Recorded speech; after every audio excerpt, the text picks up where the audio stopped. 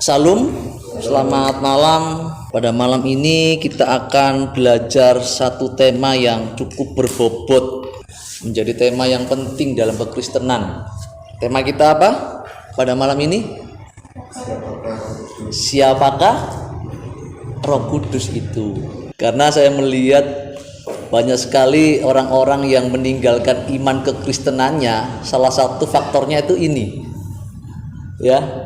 Allahnya orang Kristen kok tiga, gitu ya kan? Allah itu kan esa, kok tiga?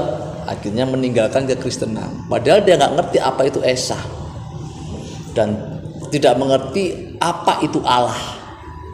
Jadi karena pengaruh dari luar, doktrin dari luar, dari agama-agama lain yang mempengaruhi sehingga membangun paradigmanya dia, pengertiannya, kemudian dia mengambil kesimpulan Allah itu cuma satu yang bagaimana, sehingga meninggalkan kekristenan. Ada lagi juga karena dia nggak mengerti siapa itu Roh Kudus, sehingga dia itu salah dalam bahasa roh, ya, karunia roh, apalagi buah roh. Nah, ketika seseorang tidak tahu siapa itu Roh Kudus, semuanya menjadi salah. Jadi bahasa roh itu seperti apa sih bahasa roh itu? Nah, makanya supaya kita mengerti karunia roh, bahasa roh, baptisan roh, apalagi buah-buah roh, kita harus tahu dulu apa itu Roh Kudus. Seperti yang tadi Mas Eka sampaikan, bahwa Roh Kudus itu adalah salah satu pribadi dari Allah. Pribadi itu apa pribadi itu? Pribadi itu sesuatu yang punya pikiran, punya perasaan, punya kehendak. Itu namanya pribadi mutlak. Itu adalah pribadi yang punya pikiran, punya perasaan, punya kehendak, dan dia bisa berdiri sendiri. Artinya bisa mengambil keputusan, memiliki kehendak bebas untuk memilih. Itu pribadi mutlak. Tetapi bisa enggak sesuatu yang tidak memiliki sesuatu untuk memilih, bisa enggak disebut sebagai pribadi? Bisa ya, bisa tidak. Kenapa? Karena dia punya pikiran, punya perasaan, punya kehendak. Itulah Roh Kudus. Jadi Roh Kudus itu siapa? Roh Kudus itu adalah rohnya Allah. Siapa itu Roh Kudus? Rohnya Allah. Kenapa kok disebut rohnya Allah, Pak Saiful? Karena Allah Bapa itu di mana tempatnya? Di mana Allah Bapa tempatnya? Di surga. Kalau Allah agama-agama lain, pernah dengar gini enggak? Allah itu maha hadir.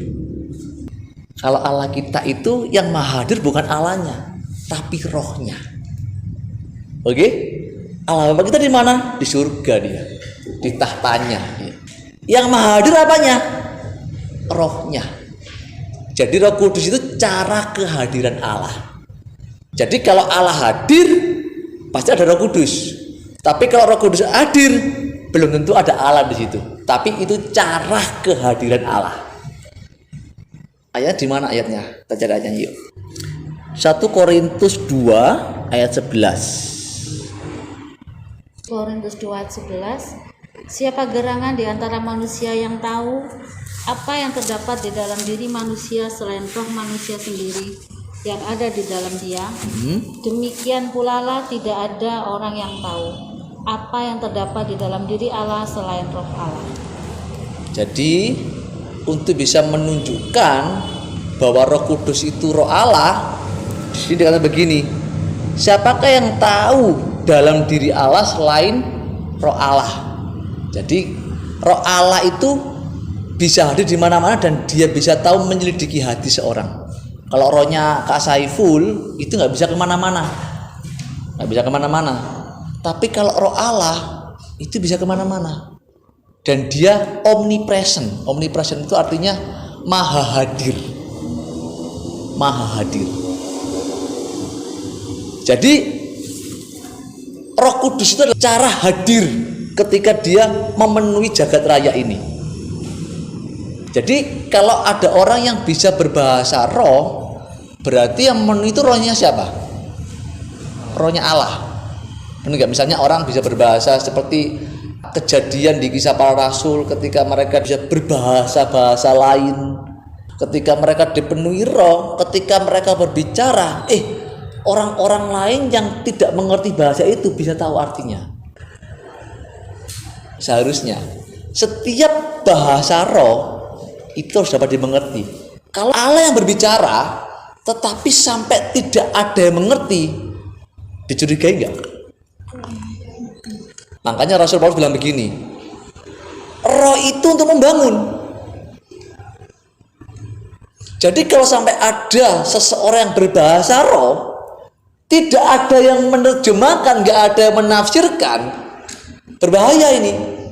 Kalau sampai ada orang yang baru percaya, lihat kamu berbahasa, ngaku bahasa roh, dan nggak ada yang menerjemahkan, nggak membangun, nanti kamu dikira orang gila loh. Artinya begini, Roh Kudus itu rohnya Allah. Ketika dia memanifestasi di dalam diri seseorang, pasti ada tujuannya. Sampai sini paham dulu ya. Misalnya orang tiba-tiba berbahasa roh. Untuk apa dia berbahasa roh? Pasti ada tujuannya tuh. Ngapain roh Allah sampai penuh ke dia, kemudian dia sampai berbahasa dengan bahasanya Allah? Tujuannya apa? Untuk apa? Sampai sini ngerti? Jadi orang berbahasa roh itu nggak semua orang tiba-tiba berbahasa roh. Kak Saiful ini kan orang karismatik, diajarin berbahasa roh. Dulu sebelum Kak Saiful ngerti tentang Roh Kudus, ya melok-melok ikut-ikut.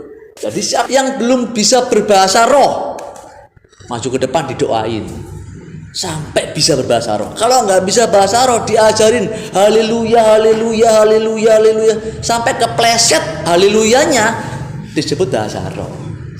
Haleluya, haleluya, haleluya, kepleset, lidahnya kepleset, bengkok-bengkok, itu bahasa roh katanya. Sebut Yesus, Yesus, Yesus, sebut bahasa roh. Dan Kak Saiful curiga, kenapa ya kok bahasa roh kok sama ya?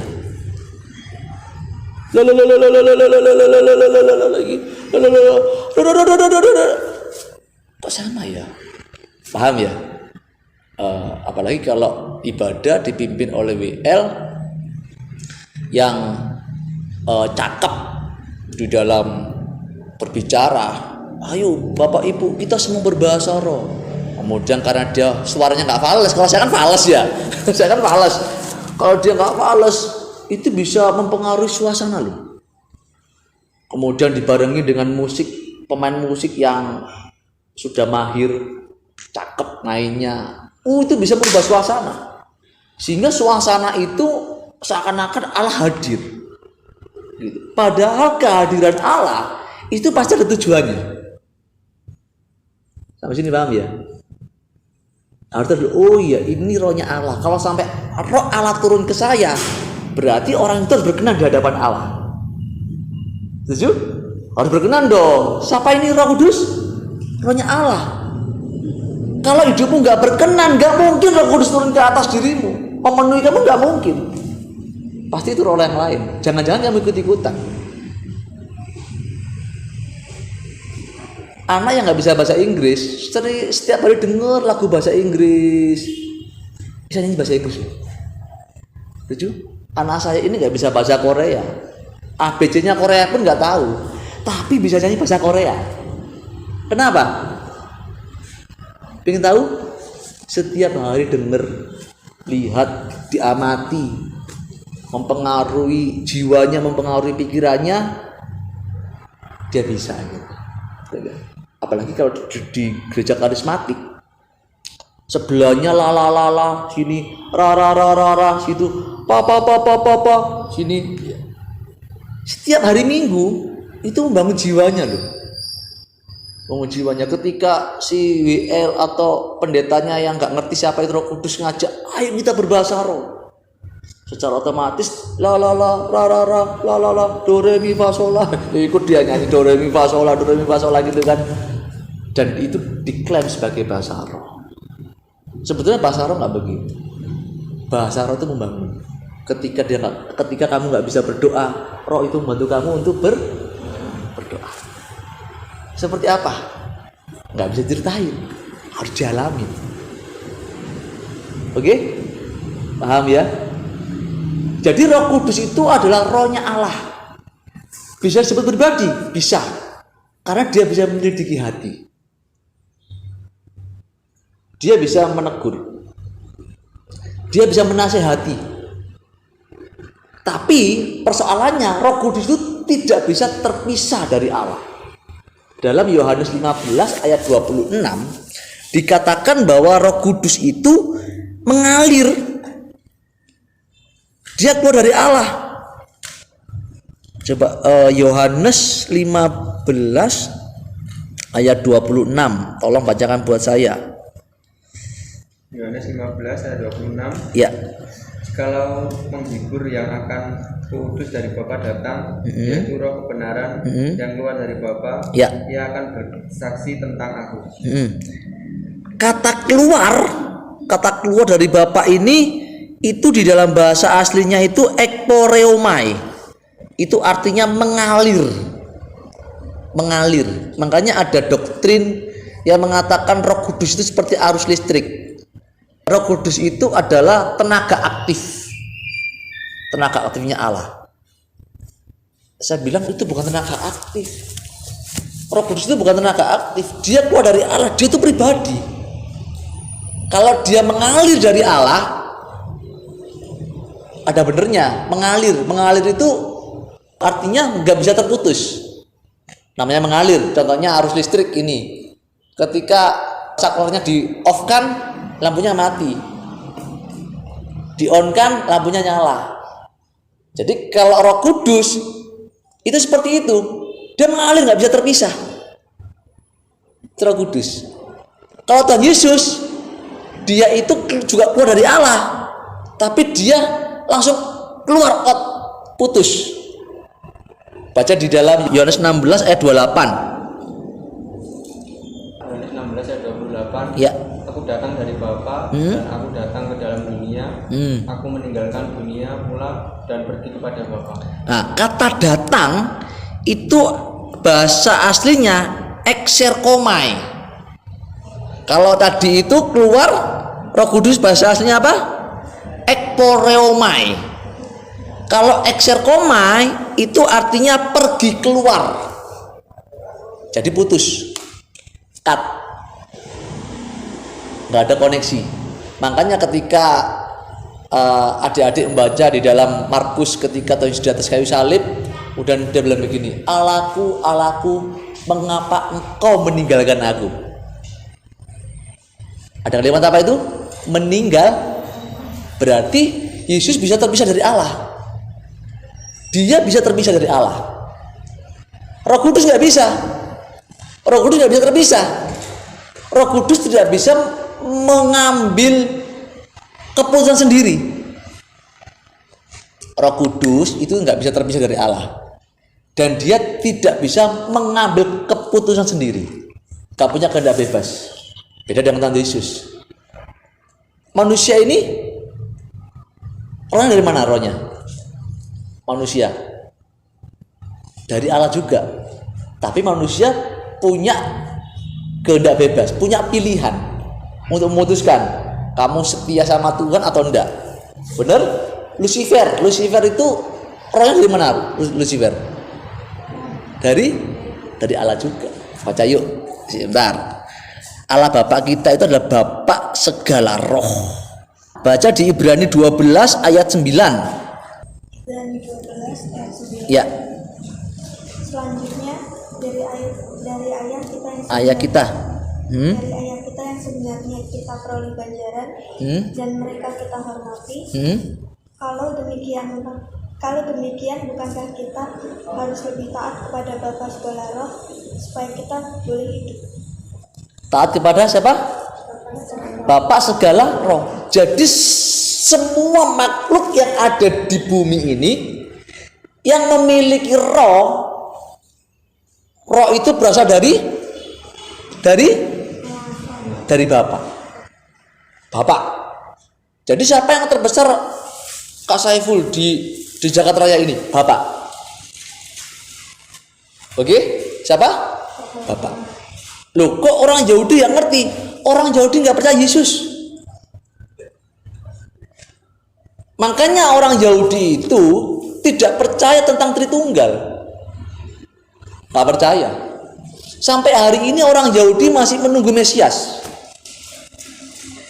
Andai kata Tuhan Yesus gak hadir, gak lahir di dunia ini, kita pun gak akan tahu tentang ketritunggalan dan kejamakan Allah, kita gak tahu. Makanya kitab Kejadian ketika Musa menulis Elohim, itu jamak. Makanya kejamakan itu bicara tentang strata. Ada yang lebih tinggi, ada yang lebih rendah. Pak, Allah itu berarti gimana? Allah itu lembaga. Kok tahu, Kak? Baca di Keluaran. Ketika Allah bilang kepada Musa, Musa, aku mengangkat kamu menjadi Allah bagi Firaun. Ingat ayat itu?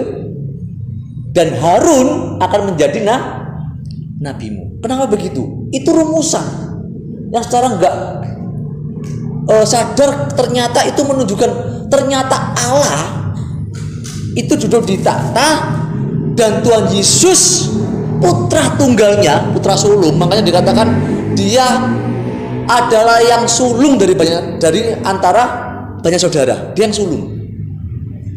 Gitu. Dan Tuhan Yesus itu diangkat dan diberikan kuasa untuk apa? Melaksanakan pemerintahan Bapa. Di Yohanes 1 dikatakan, jika tidak ada Tuhan Yesus, gak akan ada ciptaan. Jika gak ada firman, gak ada ciptaan. Kenapa begitu?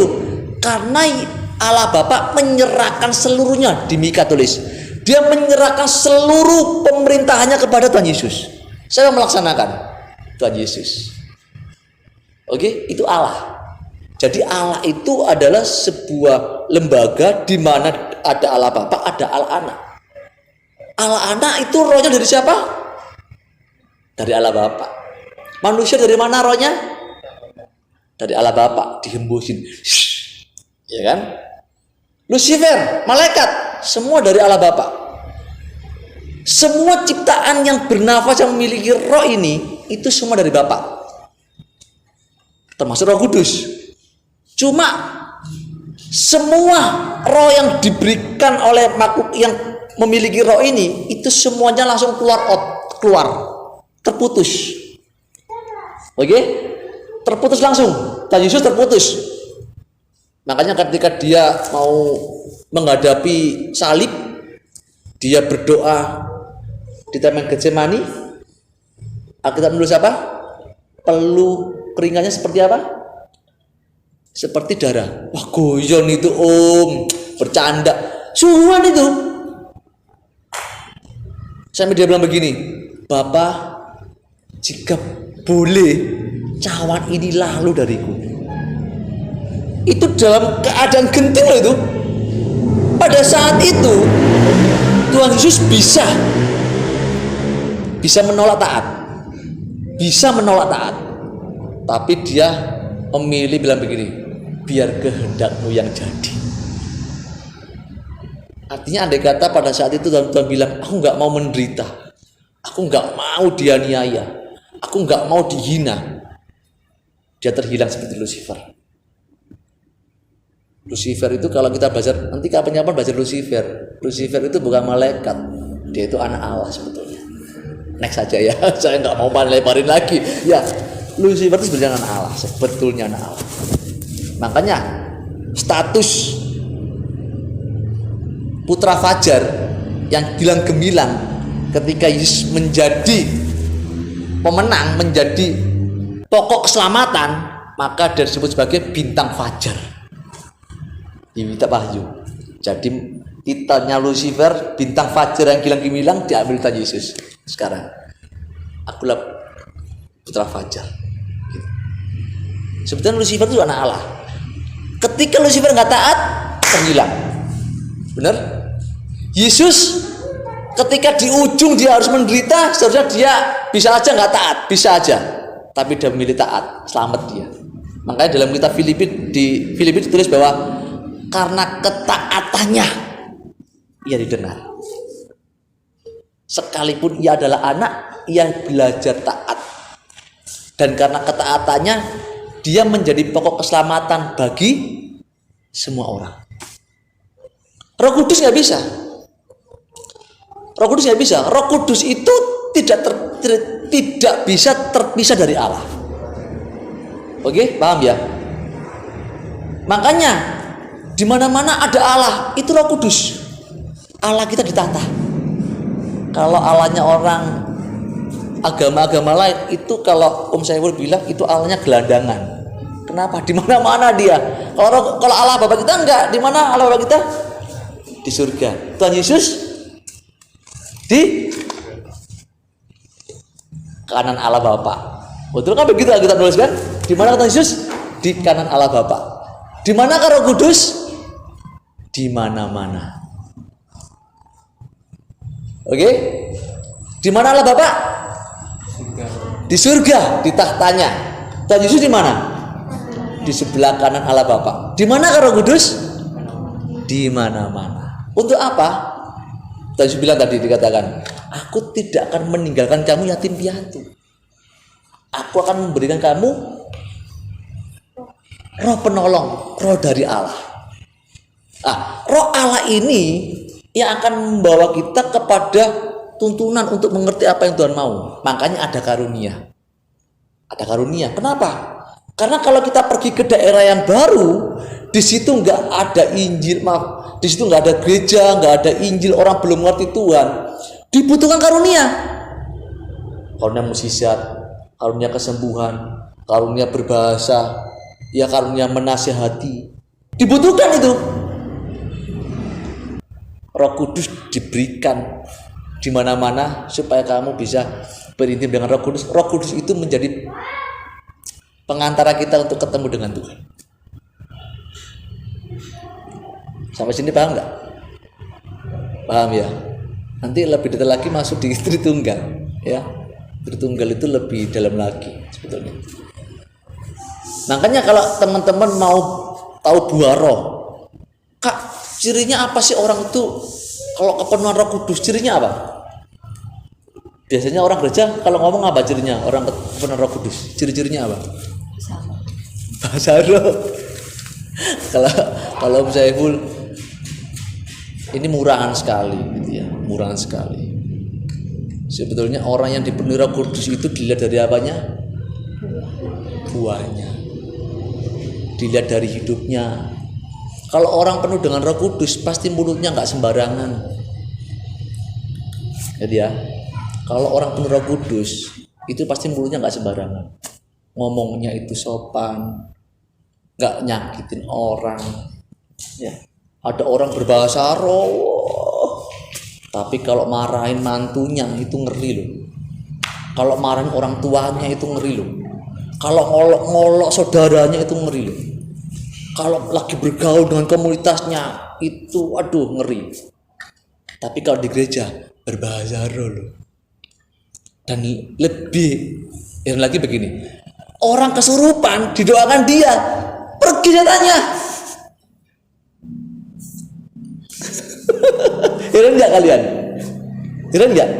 Kenapa begitu? Pengen tahu? Pengen tahu? Tuhan sedang membela namanya. Makanya di dalam Matius 7 ayat 21 bilang begini Tuhan, bukan orang yang bernubuat, yang mengusir setan, yang menyembuhkan, bukan itu, tetapi orang yang melakukan kehendak Bapakku yang di surga. Paham ya? Paham ya? Jadi orang penuh roh, yang dipenuhi Roh Kudus, yang memiliki Roh Kudus, dilihat keluarganya seperti apa. Orang itu loh Pak, hafal ayat. Banyak orang hafal Alkitab, rajin berdoa, jadi Farisi. Saiful ini masuk di kecimpung di kependetaan, masuk di majelis, di penginjilan. Mas Saiful ini tahu wajah-wajah pendeta, wajah-wajah majelis, wajah-wajah pekerja. Hafal orang-orang yang jadi Farisi, ngerti kitab, hafal ayat. Keluarganya berantakan banyak. Paham ya? Jadi pendeta Pak pasti berkenan. Enggak tentu. Pendeta bukan jaminan dikenal oleh Tuhan. Bukan jaminan. Yang khotbah begini belum jaminan lebih baik daripada kalian. Paham ya?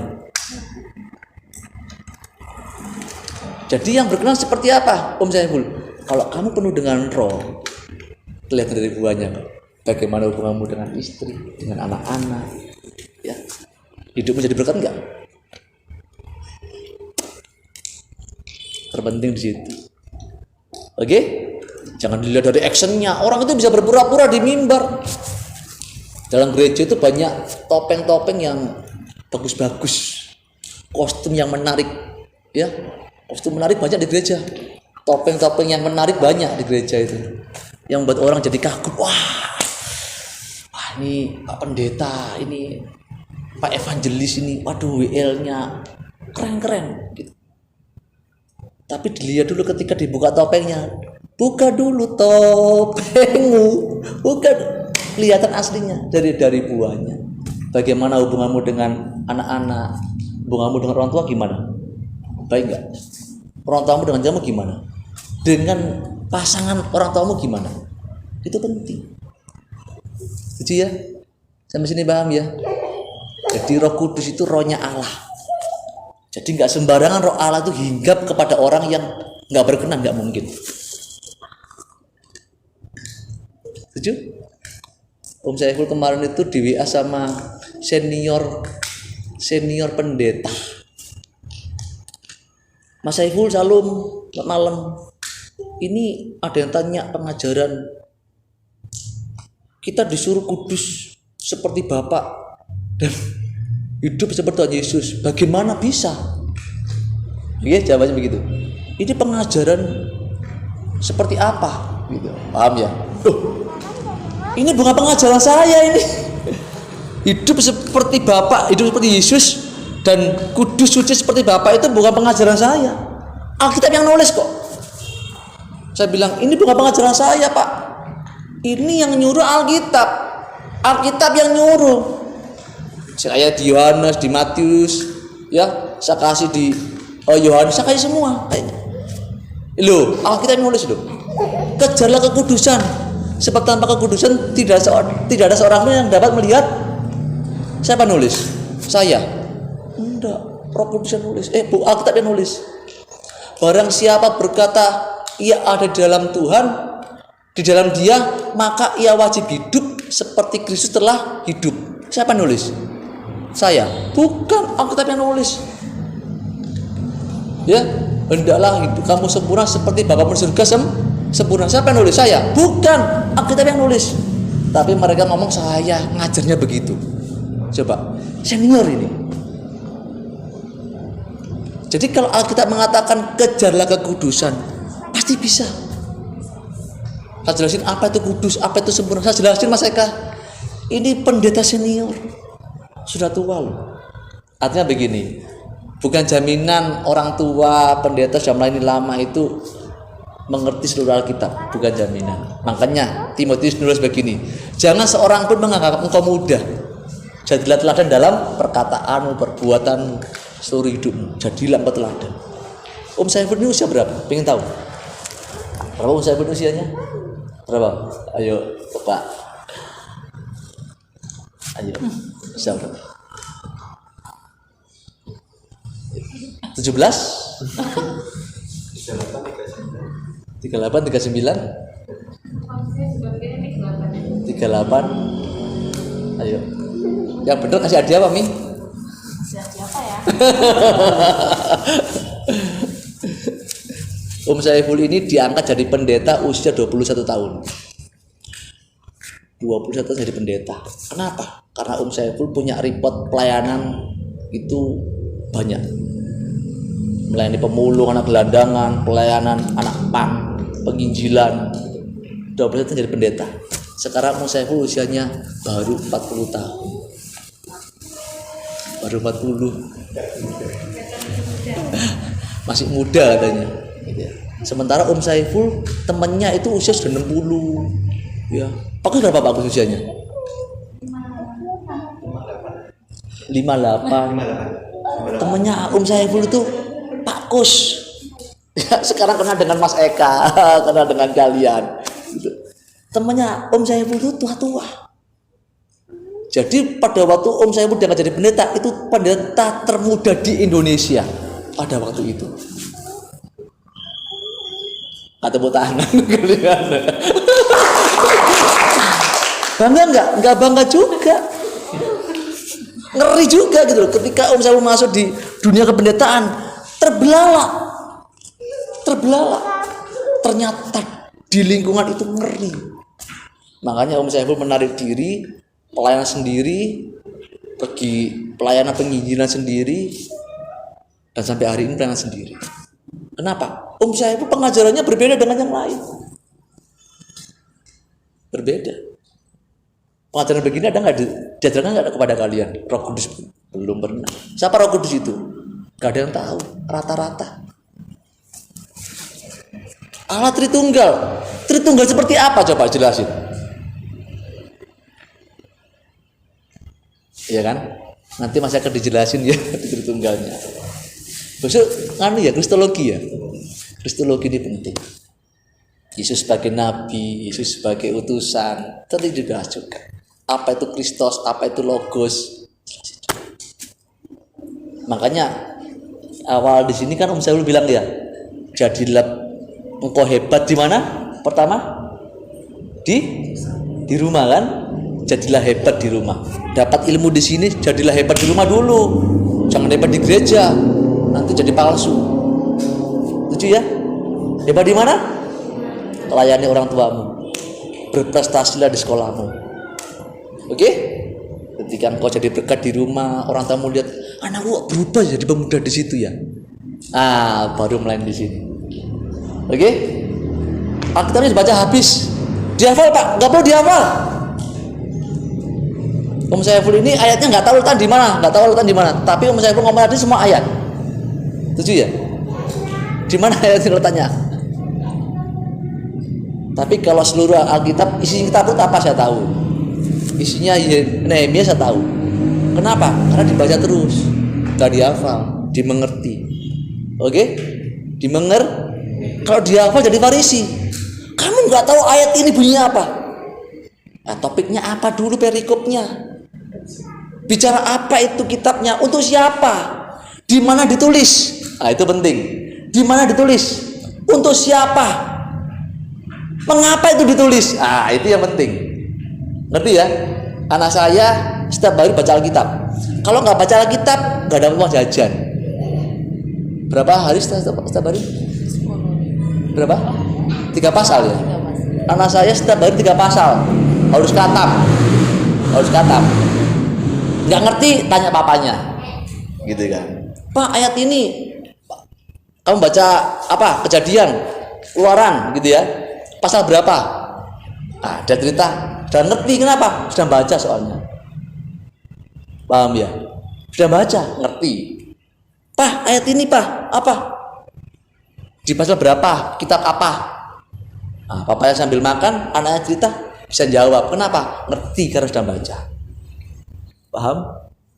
Untuk bisa dipakai oleh Roh Kudus lebih baik, benar, ketahuilah seluruh isi kebenaran Alkitab.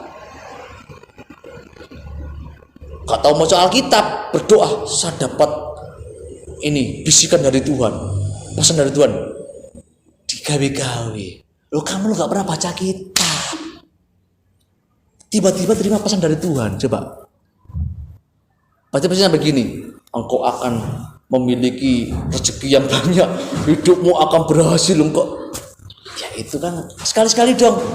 Saya dapat suara dari Tuhan. Kenapa? Kamu berzina. Sekali-sekali. Tadi malam dong kamu berzina. Itu benar diuji. Benar aku berzina ya. Tadi malam kamu berkhianat dengan pasanganmu. Dari Tuhan, benar nggak? Rata-rata orang kalau dapat suara Tuhan gimana? Yang enak-enak kan? nggak pernah negur langsung kan. Makanya kalau seseorang dapat suara Tuhan itu negurnya itu nggak langsung diumum, 4 mata dulu. Kamu kemarin habis nyuri ya, kamu habis bohong ya, tobat ya, ngerti ya. Itu roh itu tertib, roh Allah itu tertib, roh kudus itu tertib. Dia nggak kampungan, paham ya? Nggak kampungan. Hari ini gereja kan menjadikan roh kudus itu kan kampungan kan. Ngeri, makanya saya ini sedih banget. Jadi orang Kristen, saya bilang sama tante itu, aku frustasi jadi orang Kristen, frustasi. Sampai berapa kali mau bilang, aku nggak mau khotbah, serius loh, sampai nggak mau khotbah saya. Kenapa? Orang-orang dengar khotbah saya nggak berubah, sedih loh, bener loh.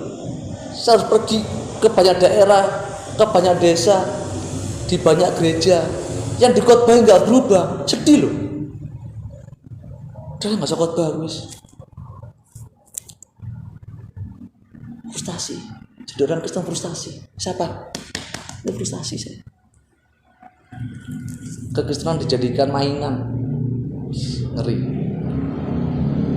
Roh Kudus dibuat mainan loh. Kemarin hari Pentakosta semua gereja doa apa? Pencurahan Roh Kudus. Ngerti nggak kan pencurahan itu apa sih? Ya kata Pak Pendeta itu ya minta Tuhan curahkan, sudah dicurahkan Roh Kudus itu. Yang ngomong siapa? Tuhan Yesus yang ngomong. Aku nggak meninggalkan aku sendirian, tak kasih sudah wis. Tapi masih minta-minta, coba aneh nggak? Kemudian dicipatin banyu-banyu. Kamu ngerti nggak minyak urapan? Tuhan bilang kepada Musa, barang siapa membuat minyak selain ini dikutuk. Saya lupa yang di mana? Ada ayat itu. Gak boleh membuat minyak urapan yang lain selain yang diperintahkan oleh Tuhan. Sekarang gereja enggak yang buat minyak urapan ngawur. Loh, kalau kembali kepada Alkitab itu begitu. Artinya hari ini kita nggak boleh main-main mengiring Tuhan. Amin. Amin ya, mau ya. Makanya saya sama istri ini terus saya ngomong sama istri. Jadi berkat dulu saya nggak bisa ngomong di mimbar, kemudian itu saya nggak bilang saya hebat. Saya nggak akan ngomong di mimbar. Ketika itu saya bilang, kamu jadi suami yang hebat, saya ngomong di sini. Itu saya ini. Maka kalau saya pelayanan ajak istri sama anak-anak sebagai saksinya. Paham ya? Paham ya? Ngomong gini enak nggak? Enak. Tapi menjalankan kehidupan yang sesungguhnya itu perlu dibuktikan. Oke? Sudah ngerti Roh Kudus? Nggak boleh main-main dengan Roh Kudus. Roh Kudus itu adalah Allah sendiri, rohnya Allah. Maka kalau kita mau dipenuhi Roh Kudus, hendaklah hidup kita berkenan. Oke? Apa? Berkenan. Supaya kalau bahasa roh yang kita dapat itu bener-bener bahasanya Allah. Bener-bener bahasanya Allah. Bukan bahasa yang kita buat-buat. Amin? Contoh kayak menyembah. Ayo kita menyembah. Ayo saudara menyembah. Menyembah itu bukan begitu nyanyi. Itu bukan menyembah. Itu nyanyi biasa. Kalau orang bisu gimana? Bisa menyembah nggak? Sama tanya. Orang bisu bisa menyembah nggak? Berarti nggak berkenan di hadapan Allah, nggak bisa menyembah, ya kan? Orang pelat, nggak bisa menyembah, kasihan dong dia. Jadi menyembah itu apa? Nah itu kan perlu dibahas. Setuju ya? Nah, makanya di sini kalian diajar pinter supaya nanti kalian benar-benar berdampak buat keluarga kalian. Sekian Mas Eka. Ya. Mungkin bisa ditambahkan. Tuhan berkati.